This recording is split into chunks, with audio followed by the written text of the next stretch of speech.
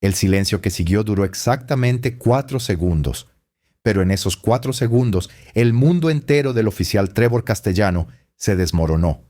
El hombre al que acababa de pedir cooperación, la persona a la que había perfilado como alguien que no pertenecía allí, no era solo un ciudadano. Era un veterano de 15 años del departamento de policía. Era un sargento condecorado, y desde hacía 3 semanas era el supervisor directo de Castellano en la unidad de patrullas de la División Este. Esta no iba a ser una llamada rutinaria que Castellano pudiera redactar y olvidar. Iba a ser un encuentro que pondría fin a su carrera, un caso que se estudiaría en las academias de policía durante años. Y la cámara corporal de Castellano estaba grabando cada palabra. Trevor Castellano llevaba 4 años en el departamento de policía. Tenía 28 años, estaba casado y se consideraba un buen oficial. Había crecido en una zona suburbana mayoritariamente blanca, a unas 30 millas de la ciudad donde ahora trabajaba. Su padre había sido oficial de policía, y Castellano siempre había querido seguir sus pasos. Había pasado por la academia de policía, se graduó a mitad de su promoción y fue asignado a la División Este. Su expediente mostraba 14 felicitaciones por buen trabajo policial. Había realizado varias detenciones sólidas, ayudado en eventos comunitarios, y sus superiores siempre lo habían calificado como competente. Pero había algo más en el expediente de Castellano que no se había abordado. A lo largo de sus 4 años, había recibido 9 quejas de ciudadanos alegando perfiles raciales o conducta inapropiada. Las 9 quejas provenían de residentes negros o latinos. Las 9 habían sido investigadas y marcadas como infundadas o no corroboradas. Las quejas habían sido investigadas por su anterior supervisor, el teniente Vernon Kowalski, conocido por proteger a sus oficiales y desestimar la mayoría de las quejas civiles como intentos de evadir el trabajo policial legítimo. Kowalski se había jubilado hacía 6 meses. El nuevo supervisor de la unidad de Castellano era alguien de otra división, alguien con quien Castellano nunca había trabajado antes. Ese supervisor era Darnell Whitmore. Darnell Whitmore tenía 38 años y llevaba 15 años en el departamento. Había comenzado como oficial de patrulla, ascendió a detective y luego pasó a supervisión. Tenía un historial ejemplar, 2 condecoraciones de medalla al valor por acciones bajo fuego, docenas de investigaciones exitosas, una reputación de ser duro pero justo. También había pasado los últimos 5 años viviendo en el barrio de Riverside, una de las zonas más agradables de la ciudad. Su casa era una residencia de 3 dormitorios de estilo artesanal bien mantenida, con un garaje separado y un pequeño jardín delantero. El vecindario era predominantemente blanco, de clase media alta y tranquilo. Whitmore se había mudado allí con su esposa y sus 2 hijas. Amaba el vecindario, buenas escuelas, poca delincuencia, vecinos amigables. Se había presentado a todos en la cuadra cuando se mudó. La mayoría fue acogedora. Algunos parecían sorprendidos de que una familia negra se mudara a la zona, pero Whitmore ya había experimentado eso antes. Se centró en ser un buen vecino y no se preocupó por el resto. Esa mañana de sábado de noviembre, Whitmore estaba libre. Decidió lavar su coche, un sedán azul oscuro que necesitaba una buena limpieza después de una semana de lluvia. Metió el coche en la entrada, sacó su cubo y esponja y comenzó a lavar. El clima era perfecto, la temperatura rondaba los 18 grados centígrados, soleado, brisa ligera. Whitmore vestía vaqueros, una camiseta gris y zapatillas viejas.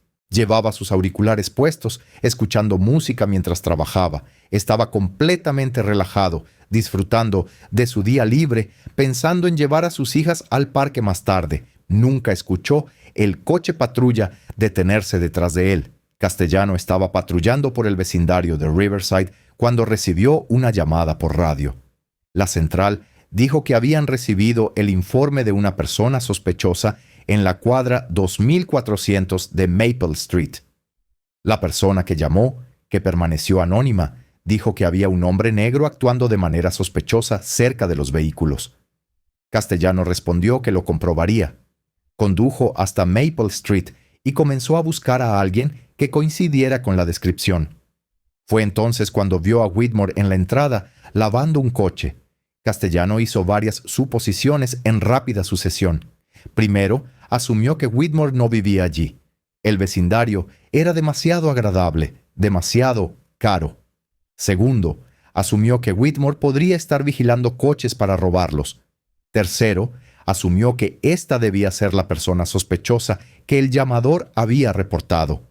Castellano nunca consideró que Whitmore pudiera vivir realmente en la casa. Nunca consideró que lavar un coche en tu propia entrada un sábado por la mañana es lo opuesto a ser sospechoso. Nunca consideró llamar a la central para obtener más detalles sobre la queja. Simplemente se bajó de su coche patrulla y se acercó con la mano apoyada en su arma de servicio. Antes de continuar, ¿desde dónde nos ves? Deja tu país o estado en los comentarios. Y si aprecias historias que exponen la realidad de los perfiles raciales, incluso dentro de las fuerzas del orden, por favor, pulsa el botón de suscripción ahora mismo. Lo que suceda a continuación te dejará boquiabierto. Whitmore no notó la aproximación de Castellano hasta que el oficial estuvo a unos 3 metros de distancia. Se quitó un auricular y se dio la vuelta. Fue entonces cuando vio a un oficial uniformado caminando hacia él con una expresión seria y una mano en su arma de servicio. El primer pensamiento de Whitmore fue que algo había sucedido en el vecindario. Tal vez un robo, tal vez un accidente. Apagó la manguera y caminó hacia Castellano, esperando una interacción profesional entre dos oficiales de la ley, aunque Castellano aún no supiera quién era. Pero las primeras palabras de Castellano no fueron profesionales. Fueron una acusación envuelta en una exigencia. Dijo que recibieron una llamada sobre alguien que parecía fuera de lugar y que necesitaba ver su identificación. Whitmore sintió que la declaración le golpeaba como un puñetazo. Alguien que parecía fuera de lugar. No alguien cometiendo algo sospechoso. No alguien que coincidiera con la descripción de actividad criminal. Simplemente no pertenecía a este vecindario. Whitmore mantuvo la voz calmada y declaró lo obvio. Él vivía allí. Estaba lavando su coche en su propia entrada. Era una simple declaración de hechos que debería haber terminado el encuentro de inmediato. Pero Castellano no se disculpó, no retrocedió, no reconsideró. Simplemente le dijo a Whitmore que cooperara y que terminarían pronto. Como si Whitmore fuera el que estaba siendo difícil. Como si simplemente existir como hombre negro en un vecindario blanco requiriera cooperación con las exigencias policiales. Whitmore hizo la pregunta que quedó en el aire. ¿De verdad van a hacer esto? No era solo una pregunta sobre la exigencia de identificación, era una pregunta sobre si Castellano realmente iba a participar en perfiles raciales obvios, si realmente iba a detener a alguien sin ninguna razón más que la raza. La respuesta de Castellano lo confirmó todo. Le dijo a Whitmore que no hiciera las cosas más difíciles de lo necesario. La implicación era clara. Sométete. No cuestiones. No reclames tus derechos. Simplemente cumple con lo que un oficial de policía exige, tenga o no base legal. Fue entonces cuando Whitmore tomó su decisión. Se identificó, declaró su nombre, su rango, añadió que estaba seguro de que Castellano reconocía el nombre. Aunque por la expresión en el rostro de Castellano claramente no lo hacía. Entonces Whitmore pidió el número de placa de Castellano y le informó que estaba en serios problemas. Se podía ver en las grabaciones de la cámara corporal. La cara de Castellano pasó de una autoridad confiada a una conmoción absoluta. Su boca se abrió, pero no salieron palabras. Su mano cayó de donde había estado apoyada cerca de su arma. Dio un paso involuntario hacia atrás. Whitmore dejó que el silencio se prolongara por un momento. Luego habló, su voz calmada pero con un filo de acero. Pidió a Castellano su número de placa. Castellano, todavía en shock, tartamudeó el 2847. Whitmore, luego, pidió a Castellano que explicara en detalle qué sospecha razonable tenía para detener a alguien lavando un coche en su propia entrada. ¿Qué exactamente de la llamada justificaba esta parada. Castellano intentó recuperarse. Dijo que recibió una llamada sobre alguien que parecía sospechoso. Whitmore preguntó qué decía la llamada específicamente. Castellano repitió que alguien no parecía pertenecer allí. Whitmore presionó más. ¿Qué lo hacía sospechoso? ¿Qué actividad criminal se informó? Castellano no tenía ninguna respuesta que no implicara perfiles raciales. No le habían informado de ningún delito. No había observado ningún comportamiento sospechoso. Simplemente le habían dicho que alguien no parecía pertenecer allí y había visto a un hombre negro lavando un coche. Whitmore preguntó si Castellano había verificado la dirección de la queja. Castellano no lo había hecho. Whitmore preguntó si Castellano había llamado a la central para obtener información adicional. Castellano no lo había hecho. Whitmore preguntó si Castellano había observado algún comportamiento criminal real antes de acercarse. Castellano no lo había hecho. Whitmore luego hizo la pregunta que se convertiría en el centro de la investigación posterior. Preguntó a Castellano si la única razón para la parada era el hecho de que Whitmore era un hombre negro en un vecindario predominantemente blanco. ¿Eso era lo que significaba realmente no parecía que perteneciera? Castellano intentó negarlo. Dijo que no se trataba de raza. Se trataba de responder a una llamada. Alguien informó de una persona sospechosa. Whitmore presionó. ¿Qué era sospechoso? El llamador dijo. Alguien no parecía que perteneciera. Castellano no podía explicar cómo eso se traducía en sospecha razonable, sin admitir que se trataba puramente de raza. Castellano intentó cambiar de tema. Dijo que Whitmore solo debía cooperar y que esto terminaría. La respuesta de Whitmore fue helada. Señaló que solo coopera no es un estándar legal para detener a alguien. Los oficiales necesitan sospecha razonable. Castellano aún no podía articular ninguna. La interacción duró otros 6 minutos. Whitmore guió metódicamente a Castellano a través de cada error que había cometido, cada suposición, cada violación de política, cada problema constitucional. Explicó que no parece que pertenezca, no es una sospecha razonable de un delito. Explicó que ser negro en un vecindario blanco no es una sospecha razonable de un delito. Explicó que las llamadas anónimas sin actividad criminal específica no justifican paradas sin verificación independiente. Pregunta rápida para ti que nos ves. Si alguna vez has sido perfilado por la policía, aunque no estuvieras haciendo nada malo, escribe «sucede» en los comentarios. Mostremos lo común que es esto. Castellano intentó varias tácticas para minimizar lo que había hecho. Dijo que solo estaba investigando una llamada, haciendo su trabajo. Whitmore señaló que hacer tu trabajo significa investigar adecuadamente, no hacer suposiciones basadas en la raza. Castellano dijo que el llamador parecía preocupado. Whitmore preguntó qué preocupación específica se mencionó. Castellano no pudo proporcionar ninguna más allá de que alguien no pertenecía. Castellano dijo que Whitmore debería entender, colega a colega, que a veces hay que tomar decisiones rápidas.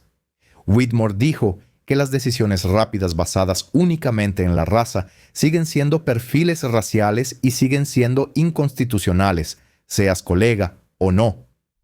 Al final de la interacción, Castellano sabía que estaba en serios problemas.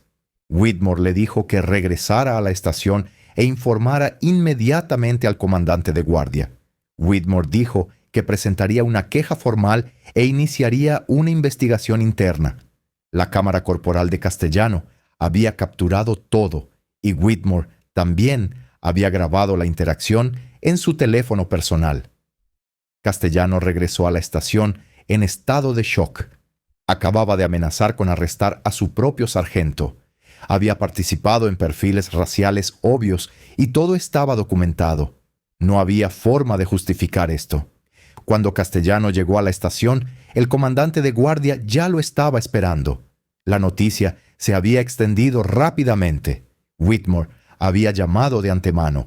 Castellano fue inmediatamente puesto en licencia administrativa en espera de la investigación. Le quitaron su placa y su arma. Lo enviaron a casa con instrucciones de no hablar del caso con nadie. La investigación comenzó ese mismo día. Asuntos Internos asignó a 2 investigadores senior. Revisaron primero las grabaciones de la cámara corporal de Castellano. El video era condenatorio. Se podían escuchar las palabras exactas de Castellano.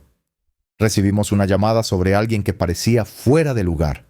Se podía escuchar a Whitmore explicando con calma que vivía allí y estaba lavando su coche en su propia entrada.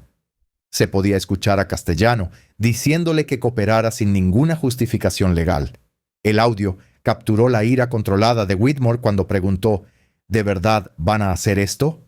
Y capturó el momento en que todo cambió cuando Whitmore se identificó como el sargento Darnell Whitmore y le dijo a Castellano que estaba en serios problemas. Sacaron el expediente personal de Castellano y encontraron las 9 quejas anteriores. Ahora tenían contexto. Este no era un incidente aislado. Era un patrón que había sido ignorado. Entrevistaron a Whitmore en detalle. Whitmore proporcionó una declaración exhaustiva. Explicó que había experimentado perfiles raciales antes como civil, pero experimentarlo de uno de sus propios oficiales mientras estaba fuera de servicio era particularmente perturbador. Dijo que planteaba serias dudas sobre el juicio de Castellano y si había estado participando en perfiles raciales a lo largo de su carrera. Los investigadores entrevistaron a Castellano 3 días después del incidente. Castellano intentó defender sus acciones. Dijo que estaba respondiendo a una llamada legítima. Cuando los investigadores señalaron que la llamada no daba una ubicación específica ni una descripción más allá de hombre negro, Castellano dijo que tuvo que tomar una decisión. Los investigadores preguntaron por qué asumió que Whitmore era la persona de la llamada cuando Whitmore claramente estaba lavando un coche en una entrada residencial. Castellano dijo que el llamador informó de alguien que no parecía pertenecer. Cuando se le preguntó qué significaba eso realmente, Castellano no pudo articular nada que no se redujera a la raza. Le preguntaron a Castellano qué quería decir cuando le dijo a Whitmore que simplemente cooperara. Castellano dijo que estaba tratando de desescalar. Los investigadores señalaron que exigir identificación sin justificación legal no es desescalada, es escalada. Es una violación de derechos. Le preguntaron a Castellano si habría sabido que Whitmore era un sargento cuando se acercó. Castellano dijo que no. Le preguntaron si eso habría cambiado su enfoque. Castellano dijo que probablemente. Esa respuesta fue reveladora. Significaba que Castellano habría tratado a un propietario blanco de manera diferente a como trató a Whitmore. Significaba que su enfoque se basaba en suposiciones sobre quién pertenecía al vecindario, no en un comportamiento sospechoso real. Los investigadores revisaron la llamada original a la central. El llamador anónimo simplemente había dicho que había un hombre negro en Maple Street que no parecía pertenecer allí y estaba actuando de manera sospechosa cerca de los coches.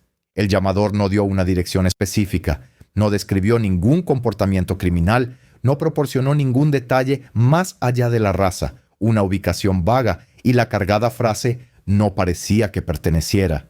Era, en otras palabras, un ejemplo perfecto del tipo de llamada racialmente motivada que se entrena a los oficiales a investigar cuidadosamente en lugar de actuar de inmediato. Las llamadas anónimas que utilizan frases como no pertenece, combinadas con descripciones raciales y sin actividad criminal específica, a menudo provienen de personas con prejuicios que ven a cualquier persona de color en su vecindario como intrínsecamente sospechosa.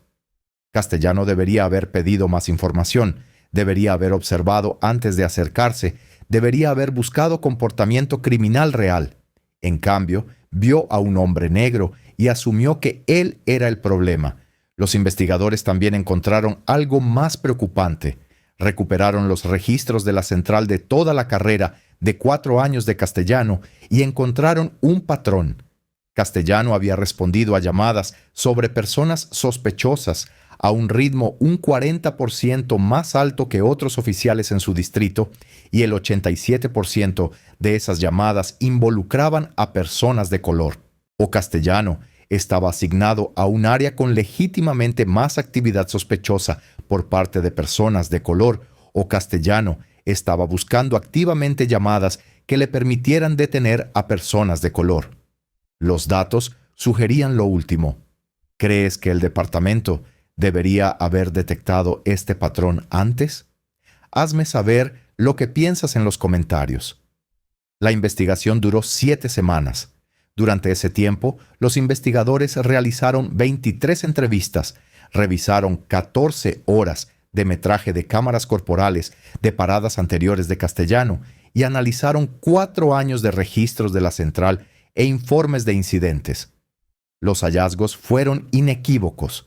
Castellano había violado la política del departamento sobre perfiles raciales. Había realizado una parada de investigación sin sospecha razonable. Había fallado en investigar adecuadamente antes de acercarse a un ciudadano. Había hecho suposiciones basadas en la raza en lugar del comportamiento. Pero la investigación descubrió algo mucho más grande que un solo incidente. Los investigadores localizaron a las 9 personas que habían presentado quejas anteriores contra Castellano. 8 de ellos aceptaron ser entrevistados. Sus historias fueron notablemente consistentes. Un abogado negro de 45 años llamado Jerome Buckley describió haber sido detenido por Castellano mientras corría en un parque cerca de su casa. Castellano había exigido identificación y preguntado qué hacía Buckley en la zona. Buckley explicó que vivía cerca y corría allí 3 veces por semana. Castellano lo hizo esperar mientras revisaba la identificación de Buckley en busca de órdenes pendientes. No había ninguna. Castellano lo dejó ir sin explicación ni disculpa. Una empresaria latina de 32 años llamada Elena Fuentes relató haber sido detenida por Castellano mientras cargaba equipo en su furgoneta fuera de su propia tienda. Castellano la había acusado de robo y exigido ver los recibos del equipo. Fuentes poseía la tienda y el equipo era suyo. Le mostró a Castellano su licencia comercial. Castellano afirmó que solo estaba siendo minucioso. Fuentes presentó una queja. Fue marcada como infundada. Un estudiante universitario negro de 19 años llamado Tyrell Washington describió haber sido detenido por Castellano mientras caminaba a casa desde clase a las 8 de la noche. Castellano preguntó a dónde iba, de dónde venía y por qué estaba en ese vecindario. Washington explicó que era un estudiante que vivía a 3 cuadras de distancia. Castellano lo hizo vaciar su mochila en la acera. Washington presentó una queja. Fue investigada por el teniente Kowalski y desestimada como una parada investigativa legal. El patrón era innegable. Castellano detenía consistentemente a personas de color en situaciones que no justificaban paradas. Exigía consistentemente identificación sin justificación legal. Asumía consistentemente que las personas de color estaban fuera de lugar en ciertos vecindarios. Más importante aún, la investigación concluyó que las 9 quejas anteriores de Castellano deberían haberse tomado más en serio. Una revisión de patrones mostró que las 9 quejas describían comportamientos similares. Castellano, asumiendo que las personas de color no pertenecían a ciertos vecindarios. Castellano, exigiendo identificación sin justificación legal. Castellano, siendo agresivo en situaciones que no justificaban agresión. La investigación también reveló que el teniente Kowalski había sido deliberadamente vago en sus investigaciones de las quejas de Castellano. Los informes de Kowalski utilizan frases como «el oficial estaba realizando trabajo policial legítimo» y «el quejoso malinterpretó los procedimientos estándar», sin examinar realmente si las paradas cumplían con los estándares constitucionales. En 3 casos, Kowalski ni siquiera había entrevistado a Castellano antes de cerrar la queja como infundada. Simplemente había revisado el informe del incidente de Castellano y lo había aceptado sin cuestionarlo.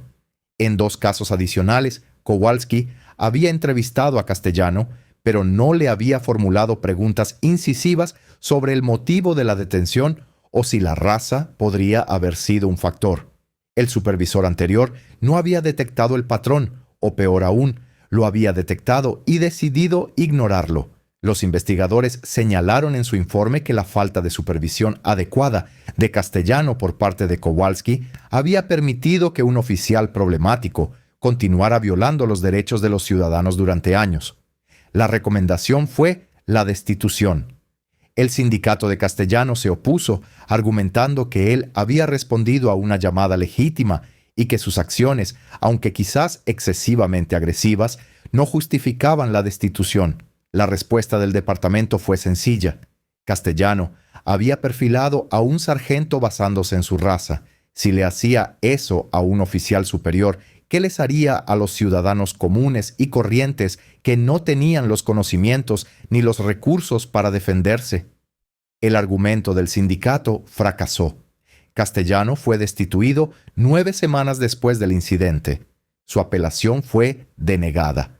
Su carrera en la aplicación de la ley terminó a la edad de 28 años, pero las consecuencias fueron más allá de Castellano. El departamento lanzó una revisión exhaustiva de cómo se manejaban las quejas de los civiles. Descubrieron que bajo el supervisor anterior, el teniente Kowalski, las investigaciones de quejas habían sido superficiales en el mejor de los casos. La revisión examinó 127 quejas que Kowalski había investigado durante sus últimos 5 años como supervisor. De ellas, 94 alegaban alguna forma de discriminación o fuerza excesiva. Kowalski solo había encontrado mérito en 3. El resto fueron desestimadas como infundadas, no corroboradas o retiradas por el demandante. Pero cuando Asuntos Internos reexaminó 30 de esas quejas con acceso a grabaciones de cámaras corporales y registros de despacho que Kowalski no había revisado, encontraron patrones de comportamiento problemático en 18 casos. Oficiales que realizaban detenciones sin sospecha razonable. Oficiales que usaban la fuerza en situaciones que no lo justificaban. Oficiales que hacían comentarios con connotaciones raciales.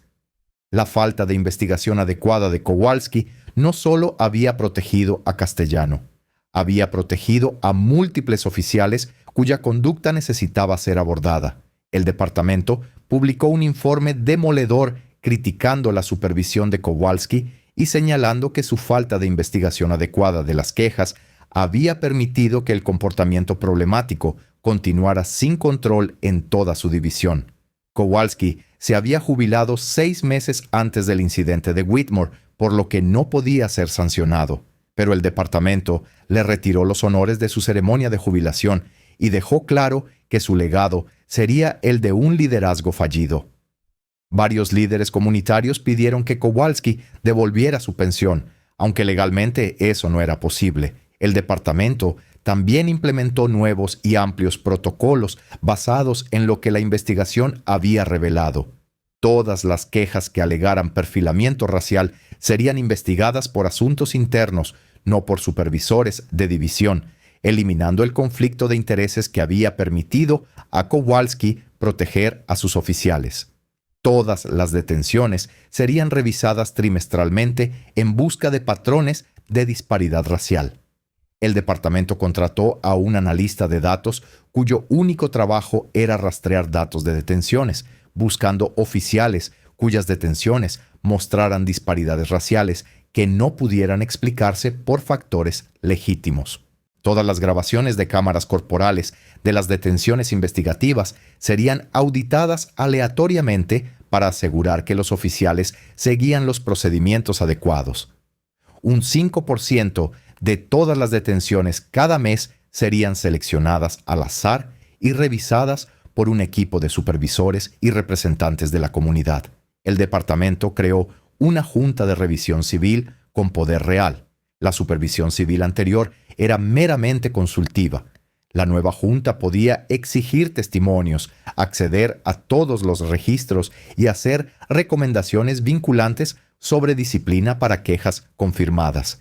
Los oficiales debían completar 16 horas de capacitación sobre sesgos implícitos anualmente, en lugar del anterior módulo en línea de 2 horas que los oficiales podían simplemente hacer clic sin prestar atención.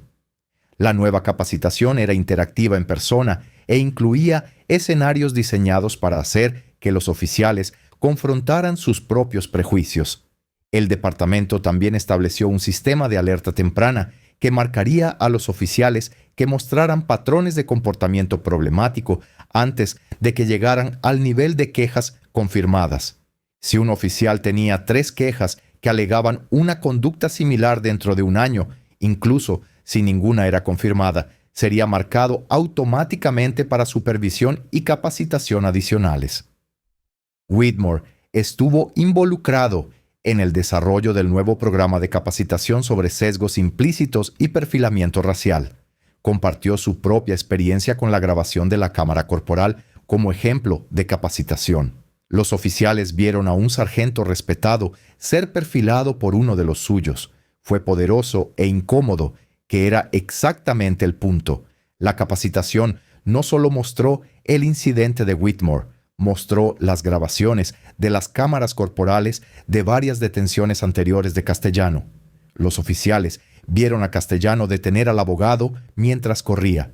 Lo vieron acosar a la empresaria fuera de su propia tienda. Lo vieron hacer que un estudiante universitario vaciara su mochila. Luego, los formadores pidieron a los oficiales que identificaran qué sospecha razonable tenía Castellano en cada caso. La respuesta era siempre la misma: ninguna. El único factor común era la raza de la persona que estaba siendo detenida. Whitmore también se convirtió en un defensor de los oficiales de color dentro del departamento. Descubrió que no era el único oficial negro que había experimentado discriminación. Varios otros compartieron historias de ser detenidos por compañeros oficiales mientras estaban fuera de servicio, de ser interrogados sobre por qué estaban en ciertos vecindarios, de ser asumidos como sospechosos en lugar de oficiales. Whitmore inició un programa de mentoría que emparejaba a oficiales de color experimentados con reclutas más nuevos.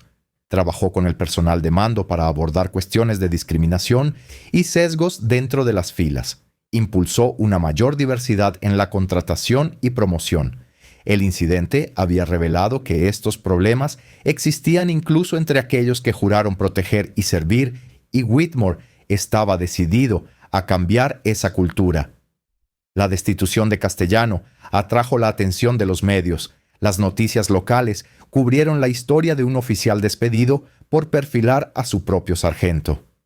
La historia se volvió viral en las redes sociales. La grabación de la cámara corporal se publicó después de que concluyó la investigación y fue vista millones de veces. Las secciones de comentarios se llenaron de personas que compartían sus propias experiencias de ser perfiladas, profesionales negros que habían sido detenidos en sus propios vecindarios, dueños de negocios latinos interrogados en sus propias tiendas, asiático-americanos seguidos por seguridad en tiendas de alta gama. La historia resonó porque demostró que el perfilamiento le sucede a todos, independientemente de su educación, profesión o estatus. Incluso un sargento de policía condecorado no era inmune a ser tratado como sospechoso simplemente por ser negro en un vecindario blanco. Castellano dio una entrevista después de su destitución. Dijo que sentía que había sido tratado injustamente, que había respondido a una llamada y estaba haciendo su trabajo. Cuando se le preguntó si entendía por qué Whitmore se había ofendido, Castellano dio una respuesta vacilante que sugería que todavía no comprendía completamente el problema. Nunca se disculpó con Whitmore, ni en privado ni en público. Se mudó de estado 6 meses después y aceptó un trabajo en la construcción. Su esposa solicitó el divorcio, citando el estrés de la destitución y la incapacidad de su esposo para asumir la responsabilidad de sus acciones. Whitmore continuó sirviendo como sargento. 3 años después del incidente, fue ascendido a teniente.